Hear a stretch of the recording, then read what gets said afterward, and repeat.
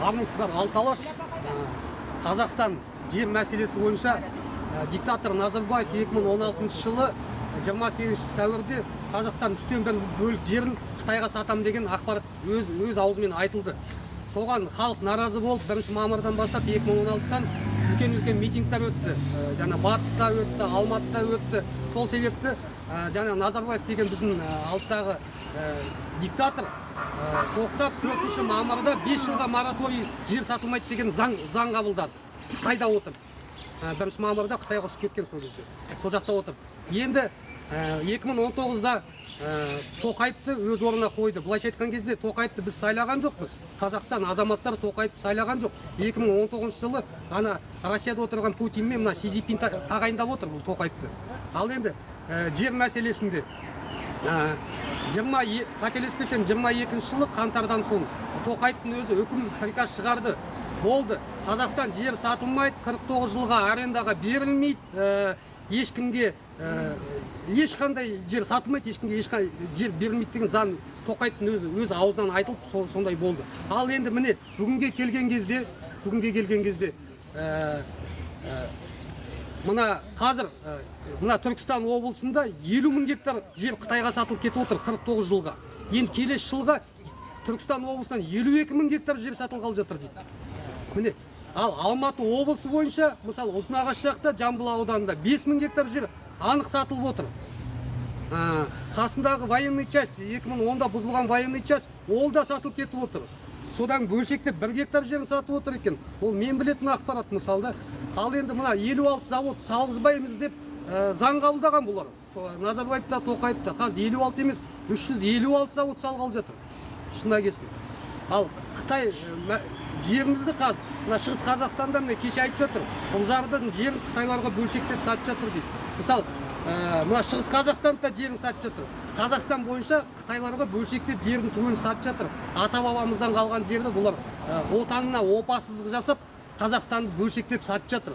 Ал тарихқа келсек, мысалы, Америка Құрама Штаттарына кірген Қытай сол жақта қалды.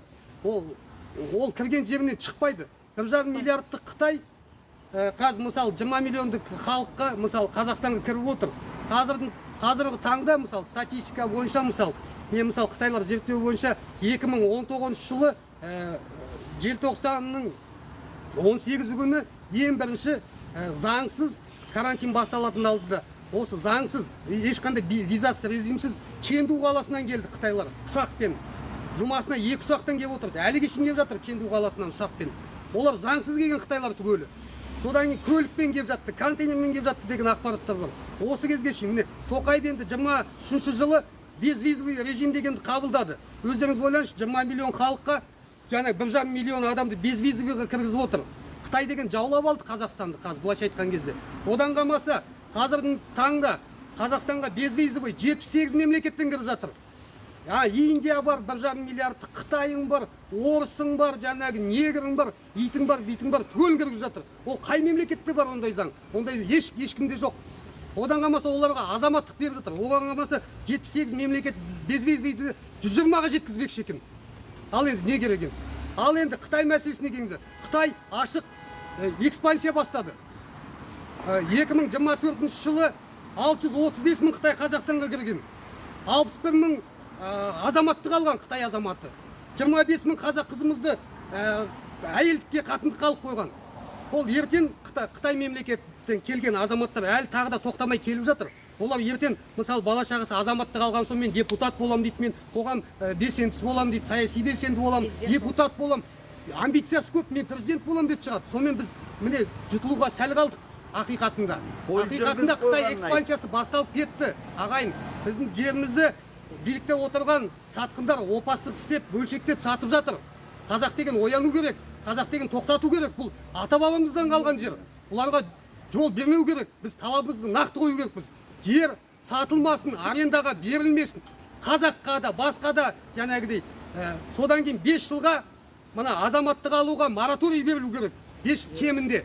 Ешкім азаматтық алмау керек Қазақстанда. Басқа мемлекетті азаматтар. Ана пойыз жүретін. Бір айтарым бар менің. 31 мамырдан бастап кәдімгі Семейден Алматыға сияқты пойыз жүреді. Қытайдан қазір жұмасына 2 рет Алматыға тікелей Сиэн мейрамханаға, қаласынан. Қытайдан тікелей Алматыға пойыздар келіп жатыр. Жұмасына 2 рет толы Қытай қаласы Қытайдан келіп жатыр. Енді бұл енді былайша айтқан кезде экспансия, Қытай экспансиясы ақиқатында басталып кетті. Біздің мемлекетімізді жұтып алуға Қытай сәл қалды. Енді тағы да 1 жыл болса осылай бөлшектеп жерімізді бұлар сатып алып, сонымен ана Израиль секілді мемлекетімізден ана кімдерден арабтардан сатып алды ғой. Сол секілді біз мемлекеттен айырылып қалуға сәл қалдық. Сол үшін қазақ ояну керек. Мен бір айтарым, алаш десе алыстан аттанамын, қазақ десе қазақпын деп мақтанамын. Болса егер әкем қазақ, шешем қазақ, мен неге қазақтан сақтанамын деп отыр. Қазағым елім, қайқайып белің, сынуға тұрып таянып, талауда малың, қамауда жаның, аш көзіңді оянып, қанған жоқ бәлі күн, ұйықтайтын бар не сиқын. Оян қазақ, оятуға тырысам, масқара ғой қазақ бола жығылсаң, дақ келтірме қазақ деген есімге, ақиқатты айтқан сөзді ұнсан, тақта отыр ібіліс пе шайтан ба, енді маған жол қалмады қайтарға. Ей жігіттер, ояныңдар ендігі, сөз қалмады айтарға. Тұсамайды мен енді қубас күн, басым дейіп бұдан әрі тұрмаспын. Ата бабам қорғап қалған кең далам, Қытайлардың емес шығар төсеге, біліп жүрсін әрқайсысы, қайда жүргенін шамалы. Қайын тұрада бұл елдің досына алтын табағы, жауынан айза садағы. Қазағым сендер ешкен, ажалын ғана табады. Жақында ғана 5 бауырын бірігіп, 100 Қытайды сабады. 1000 баламыз біріксе, әлемді жаулап алады.